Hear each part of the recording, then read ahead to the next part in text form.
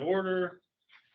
Peoria Mass Transit District regular meeting Monday, June 12th, 2023. Roll call, please. Okay. Trustee Ahart, Present. trustee Sterling Polk, Present. trustee Hare, Present. trustee McBride, absent, trustee Knox. Present. Right, you have a quorum, sir. Okay, thank you. Stand for the pledge, please. Pledge allegiance to the flag of the United States of America, and to the republic for which it stands, one nation, under God, indivisible, with liberty and justice for all.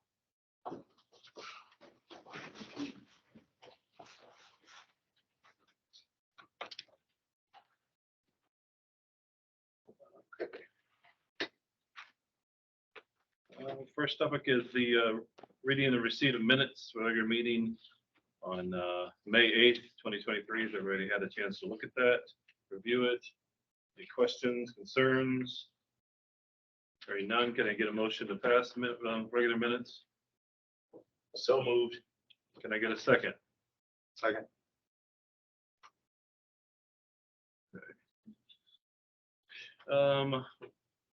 All in favor of approving the minutes from May 8th meeting, say aye. Aye. Any nays? Hearing none, motion passed. Reading and receipt of communications. We have none, sir. Thank you. Report of officers and trustees. Do we have anything at all? Going once, gone. And report of standing committees. Ms. Patty? Just to remind everyone of the ADA celebration that's coming up. It'll be our second wow event. We're looking forward to it. I'm gonna let Desiree speak because she has the registrations and she can tell us how many people are coming so far. We have, what did I say, Sharon, 13, 14, something like that already. So that's what we had last year, hoping for more, and they've still got time to turn it in. And I guess we're gonna do the same thing as last year, only even better. Can we hand these out? Yes, Is that please. these disperse these? I can do that. Yes, please. Good. Any questions for the WOW committee? Hearing none. Report of the general manager.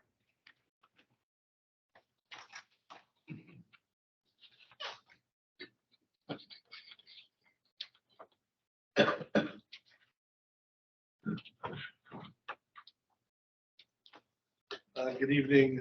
A few things to highlight on that we've done in the last month. I did attend the CEO conference for APTA, and one of the presenters was actually a professor for the University of Pacific, who also did my diversity, equity, and inclusion course that I took this month. So I learned a lot. It was a good starting point, I think, for me and for us. One of the things I'm going to do is review the workplace policies, make sure we have no barriers, and that way we can get started in our DEI. There's about 7 steps that they talk about that we should start with or work towards as we grow our program. So once I get some things settled down, Paige and I will be working on that. Let's see, what else? Spoke at a conference on EV, electric vehicles. It was kind of interesting. We had the platform that I was with at Indigo, Chicago, a group from Minneapolis, and they were talking about, the one from Minneapolis was talking about the EV charging structure throughout the town.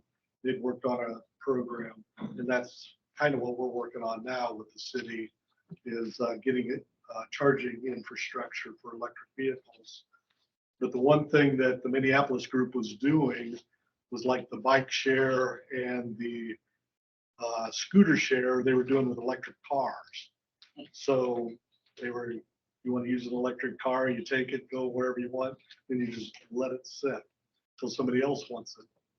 So kind of an interesting program. They said actually the underprivileged neighborhoods used it the most because they didn't have access to vehicles. And so they were the ones that were using it a lot. So the grant process right now, I think they turned it in this week for Peoria. So if we get the charging infrastructures up and running and in place, then that'll be a good next step, is for us to look at some kind of a car share. So we also, there was a few of us that met with a group that are looking at bringing electric buses to the United States. And so it was kind of an interesting listening to them, and they've got a rapid charger from just an electrical plug-in, where most of them we see is a really expensive, come down over the top, come up from bottom. But this was a plug-in, and it would take it from 20% to 80% in 15 minutes. And so we're kind of interested in touching base with them and following up, and hopefully maybe even getting a pilot vehicle here in town.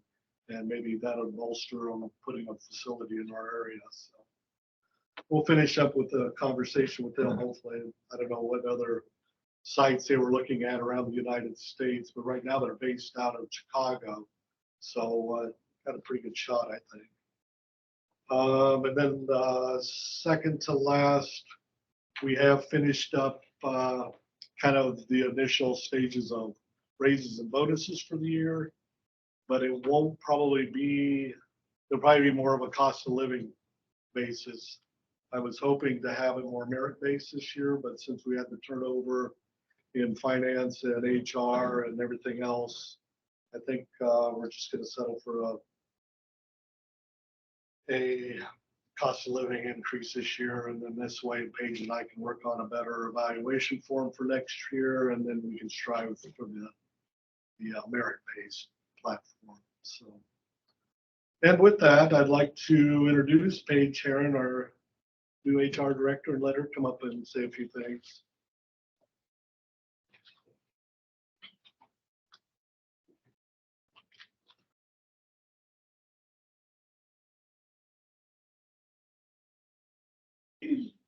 Hello, everybody. As Doug said, my name is Paige Heron.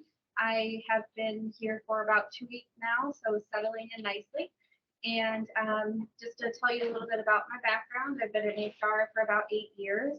I have a bachelor's degree in organizational psychology, which is a fancy way of saying the study workplace behavior. So I'm excited to be here. I have high expectations for myself, the department, and looking forward to contributing to the organization.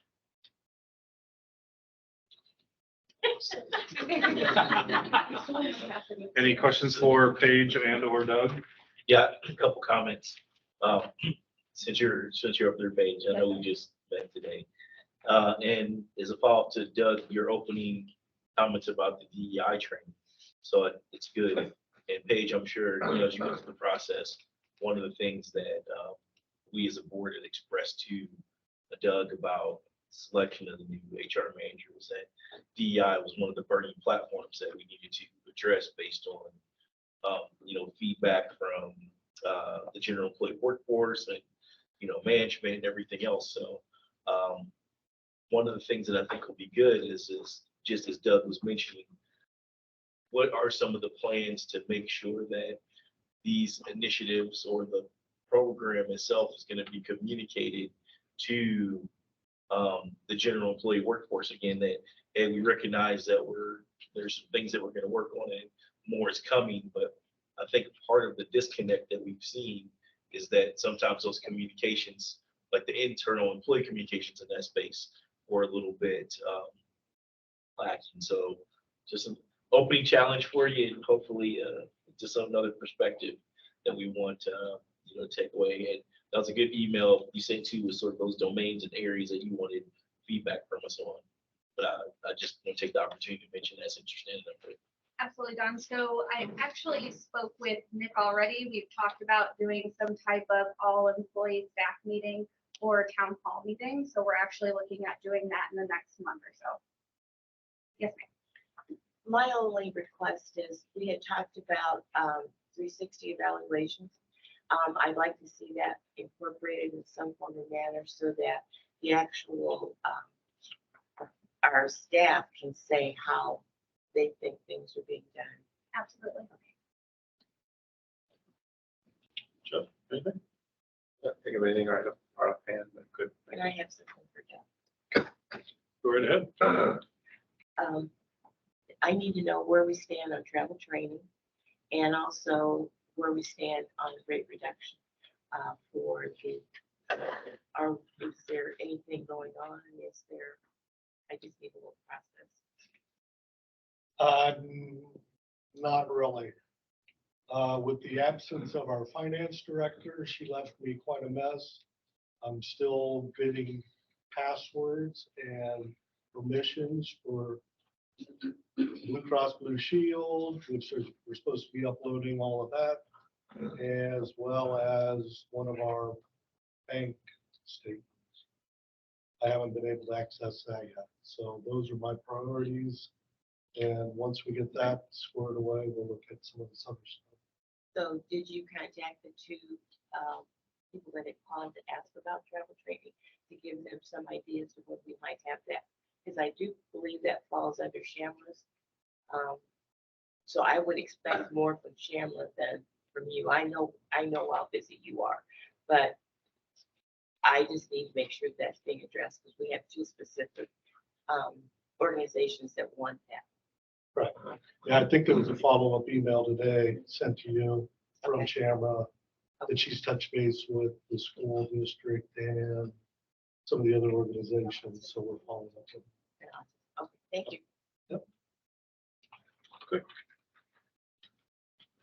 Next, new facility update. Beth, it's here.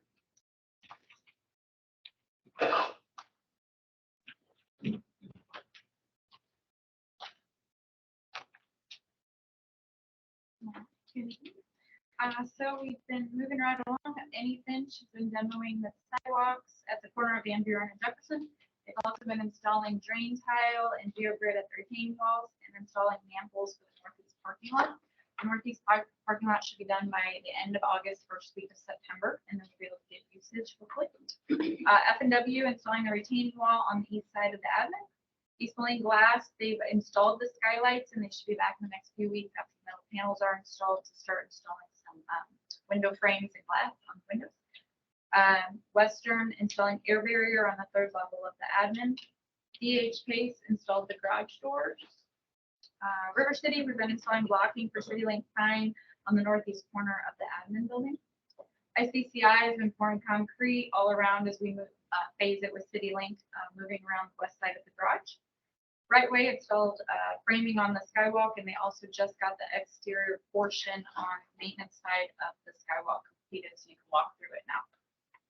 Pipco installed piping in the tire carousel room. The tire carousel will actually be showing up this Thursday and installed and completed by Friday night. Brock Industrial, which is sub to Pipco, they're installing insulation on all of the water piping, water heating piping. Bedrock painting, they'll continue to keep painting walls, columns, and overhead MEPs in the garage and throughout the building as needed. Central Illinois Coatings, they have installed polished concrete on the second floor, and they will be starting the residence flooring on the fourth end in the maintenance. They started brazing before today, and then hopefully by the end of the week, they will start the actual install. As far as budget, so obviously no adjustments to the overall GMP.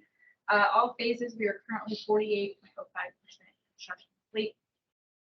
Balance to finish includes the retainage on this graph that I have there, and then total all phases gross bill status 20,009,000. Yeah, 25 will be submitted at the end of the month. So percent complete. I know you asked last month on the subcontractors. So after I did the evaluation of each phase, with phase A being 100% complete, or currently everyone in yellow has increased their completion from last month. The structural steel, they went up just a few points with percentage wise, just some handrails and stuff. So I itemized each one by color coded with yellow just to show the percentage by contractor. As far as the overall added in percent complete by phase, so again, phase A is the 100%. Phase B, which is the lump of the whole percentage right now, is the 47.05%. And then C only has 1%. The phase D won't start until December, January of next year. So basically for the next few months, it's going to be phase B, which is the maintenance and the admin portion of it. So. We did not do a interior video this month because I had. Can you go back one Oh, slide? sure. All right, sounds fast. I apologize.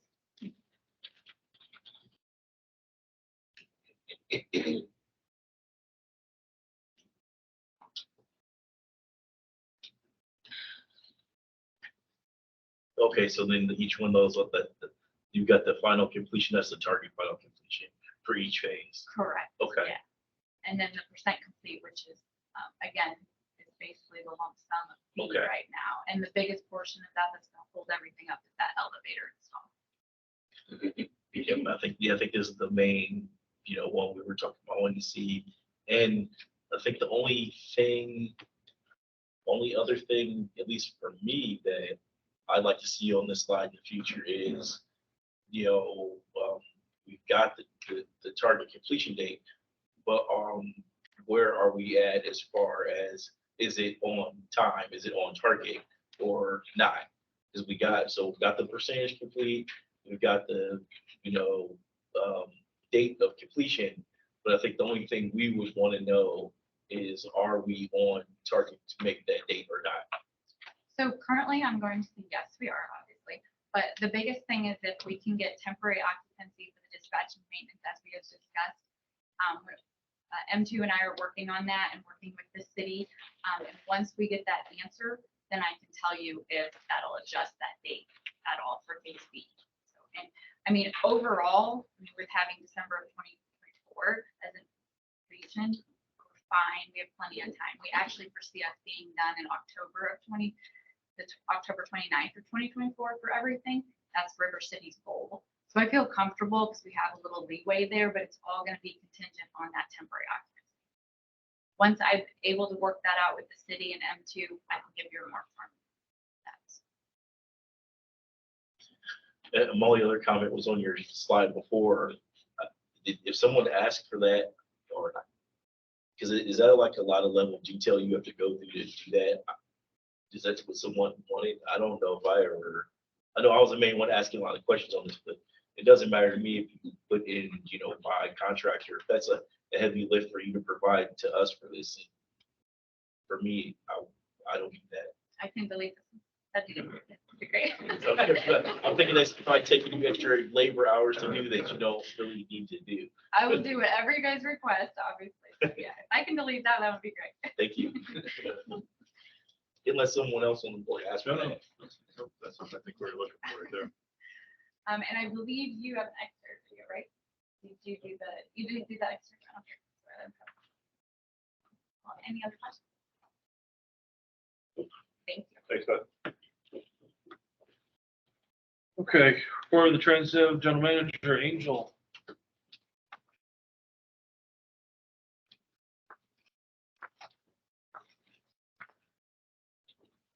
Good evening. Not much more to report than usual. That's already in your packets, but as always, we're continuing to recruit. As of Friday, we had 2 new graduates. They started today was their very first full day out on the road.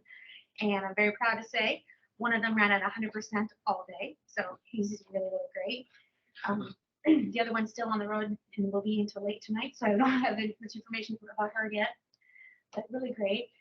We have 2 that are currently in training. They start their behind the wheel training tomorrow. Their classroom has been completed. Last month, as you can see, our on-time performance did slip again to 76%. Most of it is staffing. Some of our ridership is increasing, some of it's decreasing. On the city side, we were down on our ridership at just over 5%. And on the county side, we were up over 13%. Excuse me. So we are getting a lot more users on the county and the county urban side that are coming through. I always say, I know this looks like, if you read this every month, you probably wonder if I have a template. But we're always recruiting for 8 to 10 additional drivers. Excuse me. As drivers leave, sometimes it feels like we get 3 steps forward and 2 steps back. Some of those departures are okay, frankly, and some are very hard. That some of it is just recruiting. We still need 2 dispatchers. And I did put in here, just to give you an idea, I want you to know that we are really truly working on recruiting. So I put in there a little statistic, which I may not put in every month, but in May we had 37 interviews and only 2 made it into training. Today we had 5 interviews scheduled. Only 1 showed up, and of that 1, she did not make it through the interview process. So it is an ongoing situation. We have signs throughout town. Hopefully you've seen some of them. We contacted a couple marketing companies to see if they can give us some more ideas and some other things that we can do, and working with our corporate office on some of the things as well. Our Washington service continues to, it ebbs and flows, quite frankly. Some of the Washington trips are a little bit more difficult than others because it's not just people within Washington. It's a lot of people from Washington wanting to go very far north in Peoria, which can be a challenge when we have the shortage that we do. But we're working on that and we're working through it. We've been redesigning some of our routes. We had a new shift bid last week or 2 weeks ago rather, that started last Sunday. So that's actually some excitement, quite frankly. Been looking at our software continues to be a challenge for us, a significant challenge, and for our drivers. Been talking to Doug a little bit and kind of pushing for some other options to look at. I did attend a couple webinars on some other options that are out there just for my own self, so I understand it. So should GPE ever decide to go back out for bid, I'll hopefully be able to provide some extra information on that. But we have been working with our current software provider to try to figure out how to make it work better for here in Peoria, because there's some things that they're just not made for our type of service area and our clientele and our drivers. But we are definitely working on that. If you have any specific questions about anything on the service, please let me know. I did put in there, we had a couple incidents last month, both for utility workers that were brand new. Luckily, there was no major damage to the vehicles, no injuries. So we're very happy about that. And we have another class scheduled for next Tuesday. So far, knock on something. Hopefully, we have 5 more people in class on next Tuesday. So we're just waiting for physicals and the rest of the drug tests to come back on those, and then we'll be good to go. Questions, Rachel? Thank you. Thank you. Appreciate it. Comments from the public? We have nothing for agent. Old business? Hearing none. On to new business. First piece of business is the public hearing and budget presentation for the budget and appropriation ordinance for the 12th month fiscal year ending June 2024. Can I get a motion to open up this to public? Please, motion. Anybody? So moved. There you go. Second? Second. At 6:53. General manager.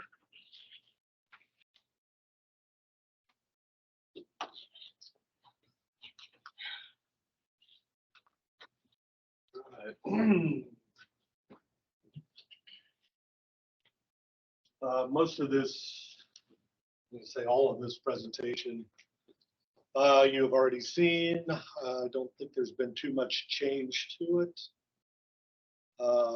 So this is a transmittal letter that we always put in with the proposed budget.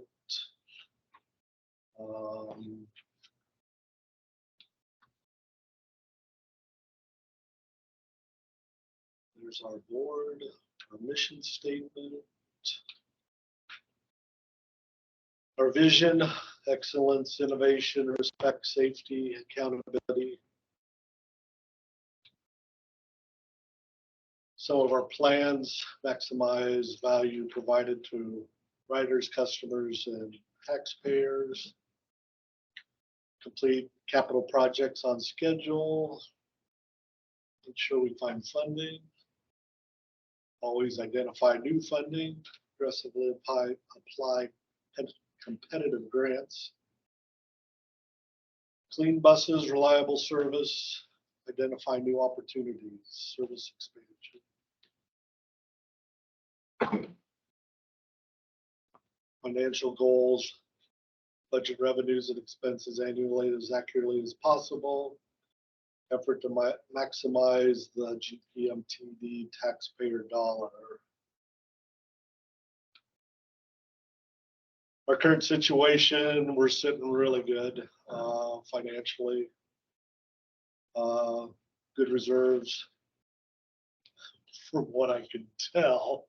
A couple accounts I haven't seen in a while, so hopefully by the end of the week, I'll be able to tell you for sure. So no indebtedness, no evidence of fraud or mismanagement that I know of. So, here's our ridership report over the last few years. Christine projected us at 1,684,268 for this year.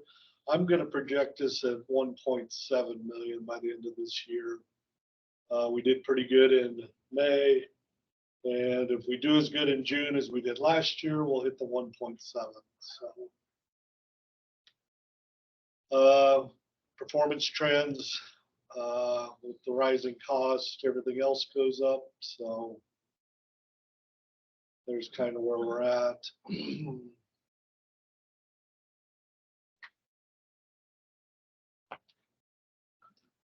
Our expenses based on percentages for the entire budget. Labor costs 11.5 million, fringes 11.7, service 8.6. Those are the major ones. So actually this budget is like $1 million more than last year's budget. So, and actually I think I looked today and we're about 2.5 million under budget. So we've done pretty good this year. So hopefully trend will continue next year. There's our cost increase on each different category. Labor up 5.4%. Fringe benefits down a little. The casualty and liability, we had an insurance meeting this last month too. And, we got one more year of rocky rates, and then we should settle down and get a little bit lower next year, I'm hoping. So, but the whole industry is pretty wild right now, so not much we can do on that one. Operating expense comparison from last year, just a couple little bumps, one decrease.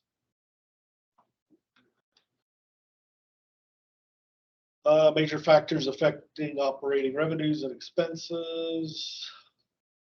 We got to still have some assistance from pandemic. But and we got higher rates of interest too. The money we shifted over into CDs from our banking account got some, in the last 3 or 4 months, got some considerable interest finally. So that was one thing that Christine had been striving for years, was to get us into a more aggressive plan. Finally made it. So salary and benefits, I think we did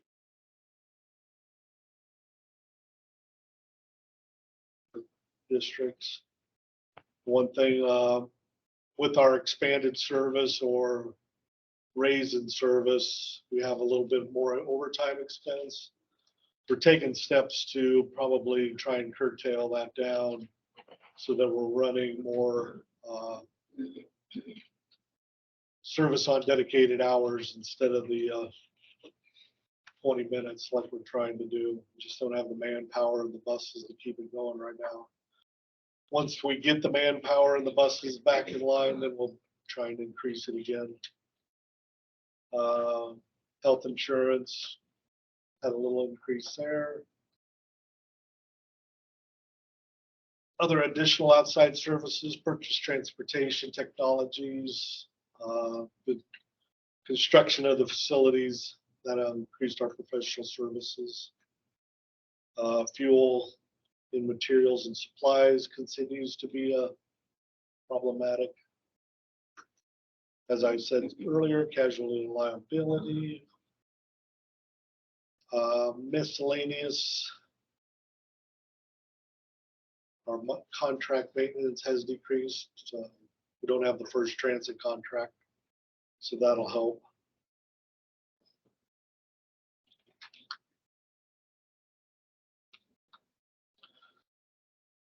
Key points, no deficit foreseen, no fare increase planned. Largest cost to deliver service are salaries and benefits and fuel and parts. Overall budget increases significantly due to higher inflationary environment and escalating costs to our operations. The district will continue to review service plans for opportunity to reduce costs. So yeah, 38.5 last year. We're looking at 39.5 this year.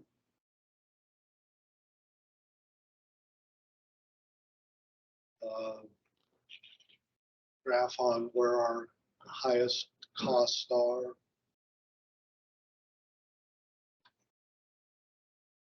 And then a pie chart of it. And so that pretty much takes care of the operating. We're going to do capital projects for the next year.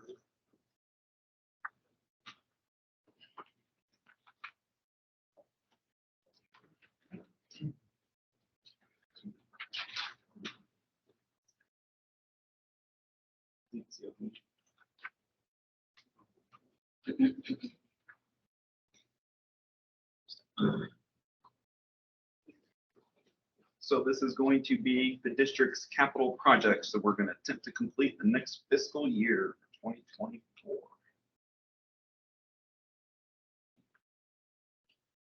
So the first items are just some random maintenance equipment that we need. So we need new forklift, which you're actually going to vote on tonight.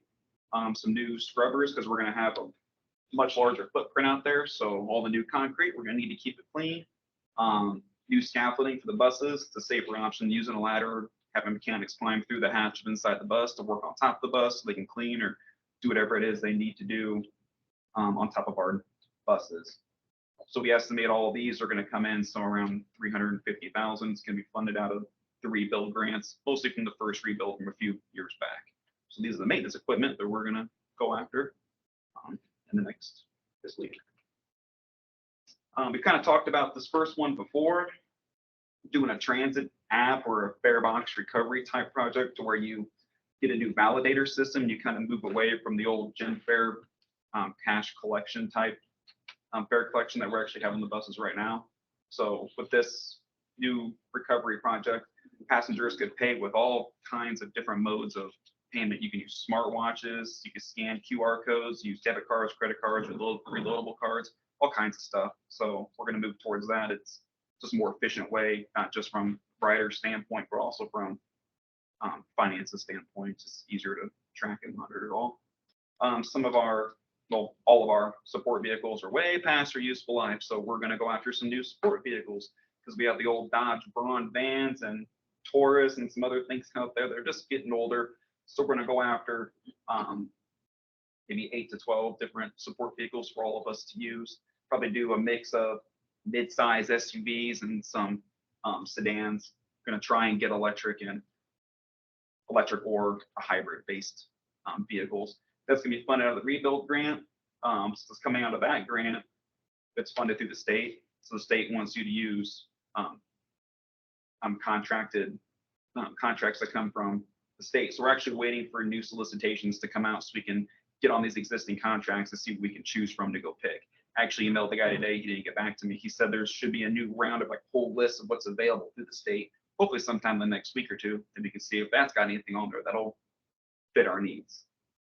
So want to go after all this. We estimate that to be around $500,000 for all of those, and your fare box recovery, about $2 million. A lot of that startup phase, then it'll tailor down as you go through the years. I think Doug might have mentioned this a couple board meetings ago, but we were awarded a little over $5 million, about $5.3 million from Rebuild Round 3 to buy electric buses. With that, electric buses come in a little bit over $1 million. So we think with that money, we can get at least 5 more electric buses, which will put our count up to 8. So that is also through Rebuild. So we have to wait for the state to come out with all their guidelines and contract language so they can disperse the money so we can actually get it and go do a procurement to buy our buses. Right now, it's just a waiting game for them to give us the money. But once we get it, we go buy more electric vehicles.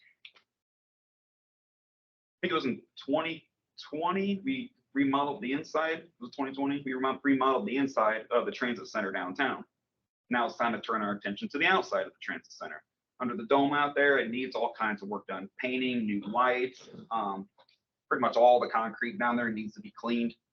It needs all new painting for pedestrian crosswalks, new curbing. A lot of the curbs down there are damaged, needs to be repaired. We're gonna do overhead signage that identify, which buses and what bus stalls, which route to go get on. It's all just wayfinding, interactive kiosks.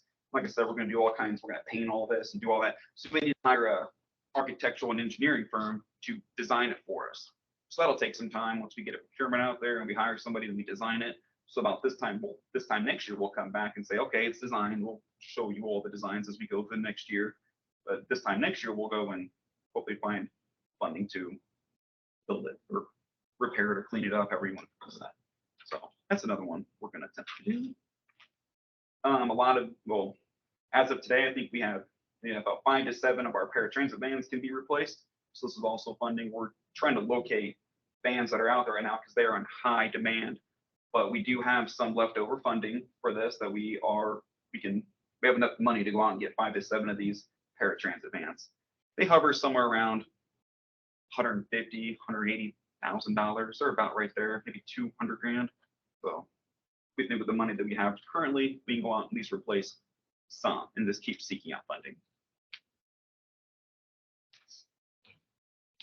So buses, the first part of this fleet transition, I guess, is the refurbishment of some of the buses. You're actually going to hear Steve Green talk about that here in a little while.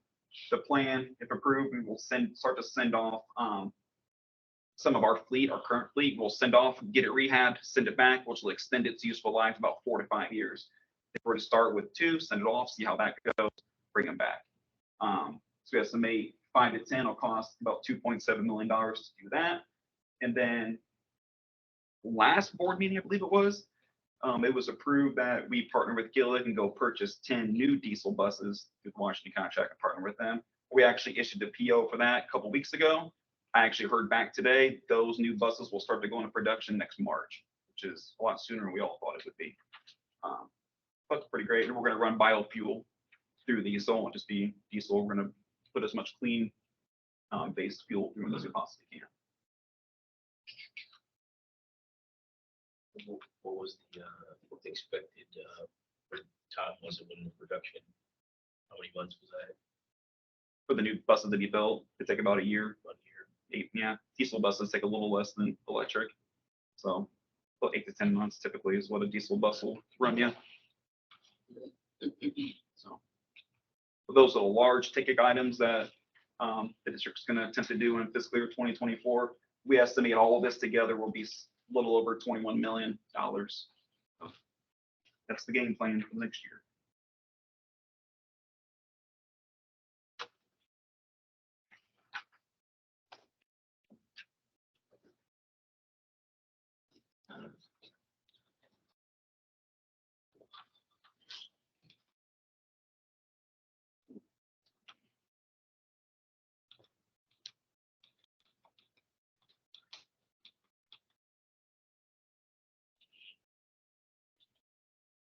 So that pretty much completes the presentation.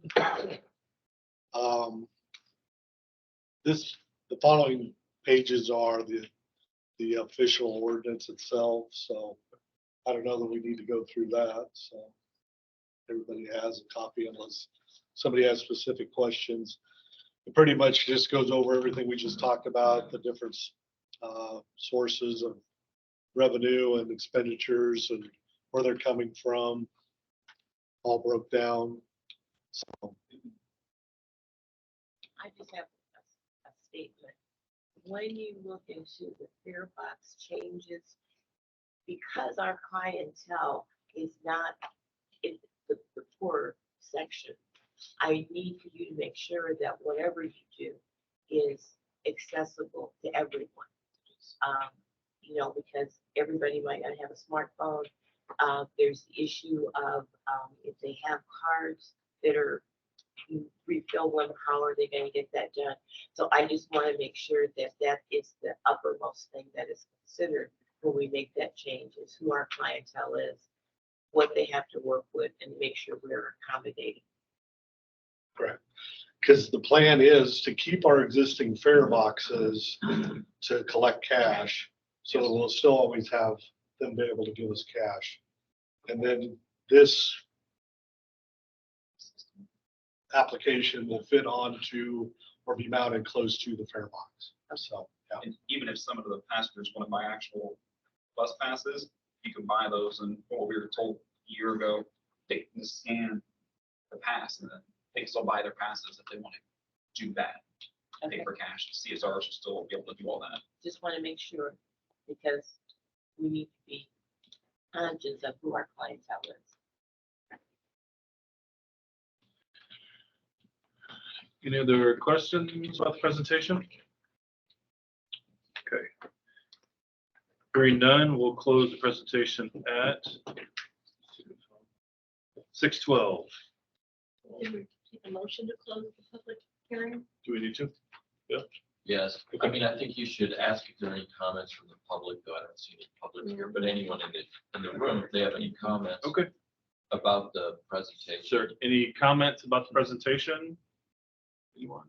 Anyone? Okay, can I get a motion to close the meeting at 6:12?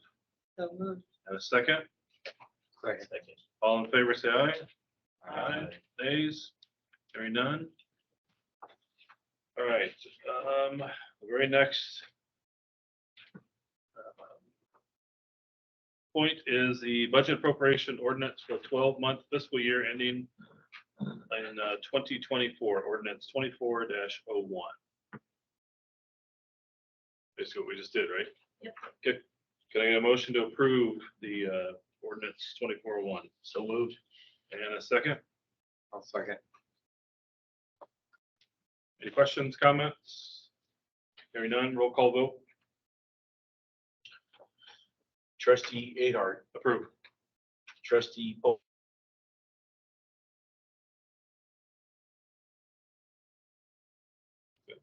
Motion passed. Thank you, sir. Resolution 2340, authorization to award contract to Octane Forklifts Incorporated for the purchase of an electric forklift in the amount not to exceed $52,981. Mr. Green. Good evening. The Greater Peoria Mass Transit District is seeking board approval to authorize the general manager to award a contract to Octane Forklifts in an amount not to exceed $52,981. The Greater Peoria Mass Transit District issued an invitation for bids for qualified bidders to purchase a new electric forklift. 5 bids were received and 3 were deemed responsible and responsive. The need for a larger forklift is to meet new storage challenges that came with the new building. The storage mezzanine in the new maintenance space exceeds the lifting height of our current forklift. The bid submitted by Octane Forklifts of $52,981 was the lowest responsible and responsive bid. The state of Illinois procurement practice with regards to a formal invitation for bid process were followed, and the Greater Peoria Mass Transit District received pre-award concurrence from the Illinois Department of Transportation. This project is funded with 100% rebuild Illinois Round 1 funds provided by the Illinois Department of Transportation. It's recommended that the Board of Trustees authorize the general manager to award a contract to Octane Forklifts an amount not to exceed $52,981. Can I get a motion to approve? So moved. I got a second? Second. Questions and or comments for the motion? Hearing none, roll call vote, please. Trustee Ahart, Approved. trustee Poe, Approved. trustee Hare, Approved. trustee Knox, Approved. You have your forklift, sir. Thank you. Thank you. Next motion, resolution 23-41, authorization to award Midwest Bus Corporation the heavy-duty transit bus rehabilitation project in an amount not to exceed $3,785,852.36. The Greater Peoria Mass Transit District is seeking board approval to authorize the general manager to award a contract to Midwest Bus Corporation an amount not to exceed $3,785,852.36 for the rehabilitation of up to 10 heavy-duty Gillig buses. The Greater Peoria Mass Transit issued an invitation for bid for qualified bidders to rehabilitate up to 10 of its 35-foot diesel buses. 2 bids were received that were deemed responsive and responsible. The bid from Midwest Bus Corporation of $3,785,852.36 was the lowest and responsive bidder. Currently, 25 of our Gillig diesel buses have met both benchmarks of FTA's 12 years of useful life and the 500,000 mile mark. By the end of December 2023, 5 more will surpass those benchmarks. At the end of 24, it's projected all 46 diesel buses will have met the useful life of replacement. We chose to proceed with rehabilitating up to 10 buses with the current fleet to cover the gap in time that would take to purchase a new bus. Federal and state Illinois procurement practices with regards to a formal invitation for bids process were followed. This project is funded with 5307 funds at 100% federal funds by utilizing transportation development credits in lieu of local match. We are asking the board approval to authorize the general manager to award a contract to Midwest Bus Corporation an amount not to exceed $3,785,852.36. Can I get a motion? Jeff, second? second. Any comments, questions about the motion? Hearing none, roll call A vote. question. Sorry. So, I think you put in there up to how many, 10 buses? Going for 5 and up to options up to 10. Okay, all right. And the cost of each bus would be $378,585.22. That's up to that amount. It could be less. Okay. Got it. Any questions? Roll call vote, please. Trustee Hare, Approved. trustee Poe, Approved. trustee Hare. Approved. You went on. Trustee Knox. Approved. Motion passed. Thank you. Thank you, sir. I do just have a general question. About all this money and the grants that we're using to get it. APTA has said that there's gonna be a decrease in funding that we're gonna be getting due to this last budget and everything that was going on with our Congress. Is there any chance that these grants will not materialize in 2024 because of what we're just going through? No, Okay, as long as we have them, and that was one of the things we had to push for. I think I sent you an email with our COVID money. We didn't have it in a grant yet. It was just still laying there. And any of that money, if we don't have it in a grant like this, obligated for a purpose, then they can pull it back. They were gonna start with the COVID money first. Typically, this money they won't pull back. I was gonna ask you about the COVID money, what you were gonna do with it. Okay, fine, thank you. And thank you. Thanks, Steve. Next item, resolution 2342. Recommendation to exercise option year 1 from July 15th, 2023 to July 14th, 2024 for Stratus. The amount is around $3,000 per month, which is based on usage and the amount of phones being used. So the purpose of this is to recommend the execution of the first option year with Stratus for primary internet and internet provided phones at both of the district's location. So back in 2020, we awarded Stratus Corporation to provide primary internet and internet provided phones at both locations, this location and the transit center downtown. Since then, Stratus has proven to be a reliable source of internet and phones at both locations. Executing an option year now will be of great value to the district in keeping a company that has been reliable during these busy times. So like I said, this will be the first of 2 option years. This option year would run from July 15th of this year to July 14th of 2024.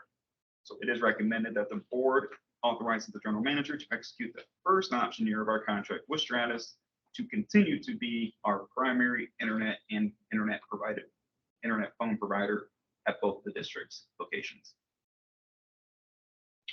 Can I get a motion? Like, my question is, because we've had this since 2020, have you done any type of investigating to find someone for a lesser amount, or is this just?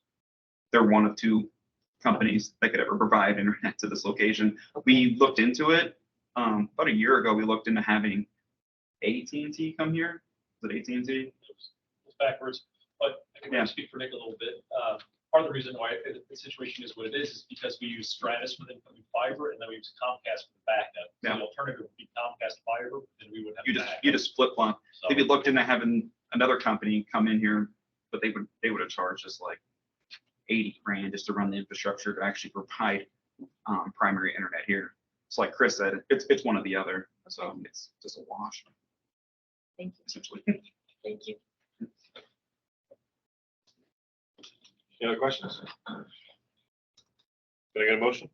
So moved. Second, Second. roll call vote, please. Trustee Ahern, Approved. trustee Bowman, Approved. trustee Harry, Approved. trustee Knox, Approved. Motion passes. Thanks. All right, next item, resolution 2343, amendment to procurement manual and procurement policy guidelines. Jamie. Good evening. I'm here to present the staff summary for Resolution 2343. The purpose is to recommend approval for an amendment to the district's procurement manual and procurement policy guidelines. A little background with our current procurement policy is it was adopted in 2016. About a year after that, the FTA released updates. They update periodically. One of the big updates that they made is they increased their thresholds substantially. So we have finally drafted our new update to the procurement policy.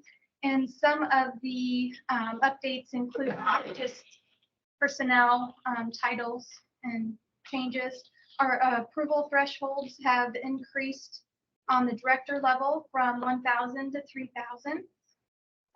Anything over 3,000 will get approval from the AGM instead of the CFO. The AGM will approve purchases up to $25,000 instead of $10,000 for maintenance department purchases. Any purchase approved by the general manager will be anything over 10,000. It historically was 3,000. Board approval will be 50,000 instead of 25,000. A few years ago, last year, we were kind of working on what amounts we should put in. One of the issues was that $50,000, and if we will still be presenting the same amount. I kind of did a summary, and there was only 2, I think, that year that were in between the $25K and the $50,000. And with the increase of cost in construction, 25K doesn't get you as much as it used to.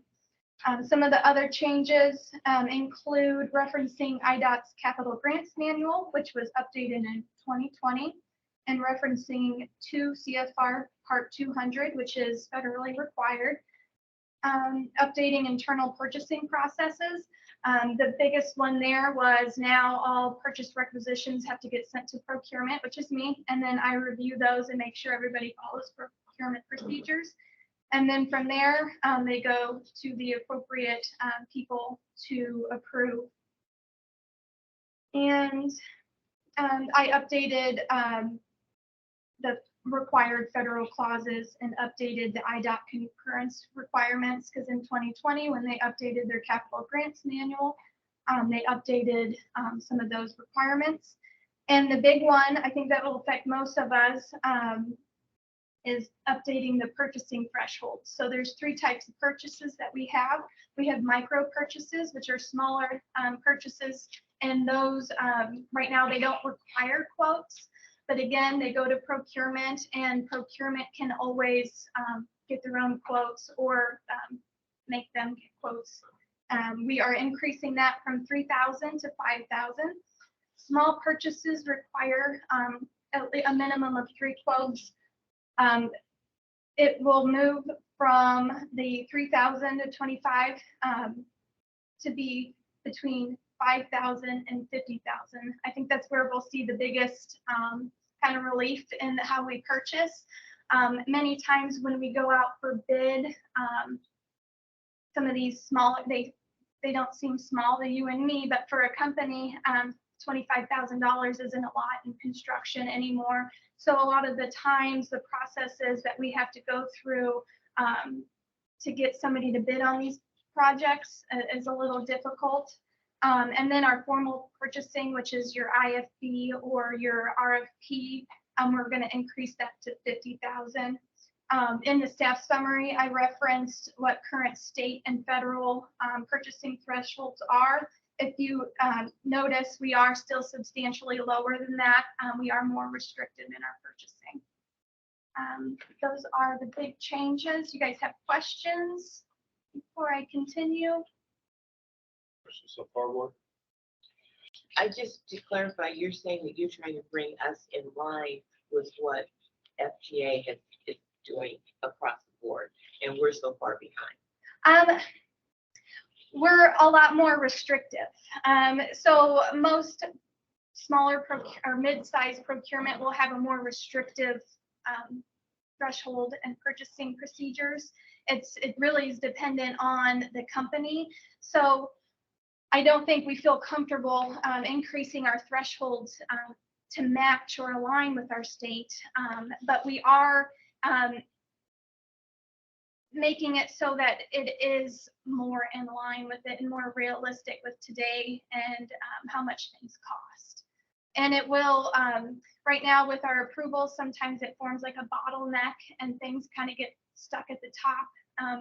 And so this will allow us to kind of move forward with a lot of our purchases instead of having to wait until the next board meeting.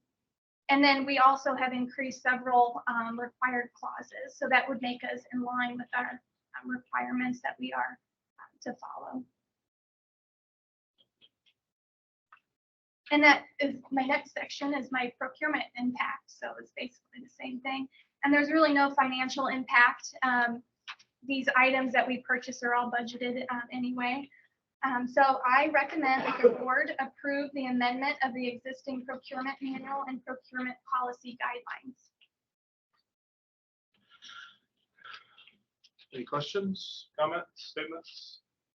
No, I think a lot of the detail you provided was good because also one of the things I know that have been a challenge, you got to explain some of it was, it will not just internally would you have a bottleneck, but then if you did now, if we're trying to get,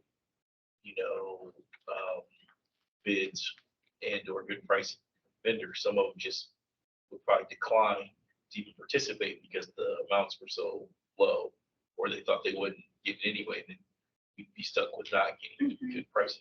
And some smaller companies, DBEs, for example, they see a formal bid and sometimes they don't even feel comfortable providing because the time and effort it takes to prepare all that. is substantial for them. So it'll kind of help the community a little bit. It'll allow them more opportunities to bid on some of these projects.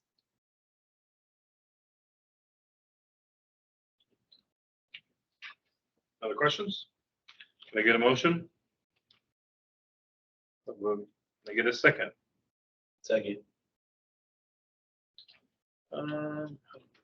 Probably all in favor of approving the resolution 2343, say aye. Aye. Any nays? Hearing none? Pass. Thank you. And the last item is the financial report for May 2023. Okay. In May, it looks like we spent $2,906,310.31, representing 7.55% of the fiscal year 2023 annual budget. The percentage is 0.64% less than the monthly projection. So I would like a motion to approve. The question is the financial report is presented. Can I get a motion to approve it? So moved. Can I get a second? Second. Roll call vote, please. Trustee Ahart, Approve. trustee Paul, Approved. trustee Hare, approved, trustee Knox, approved. All right, motion passed. Our next meeting will be July 10th, 5:30, same location. Can I get a motion to adjourn? So moved. For adjourn.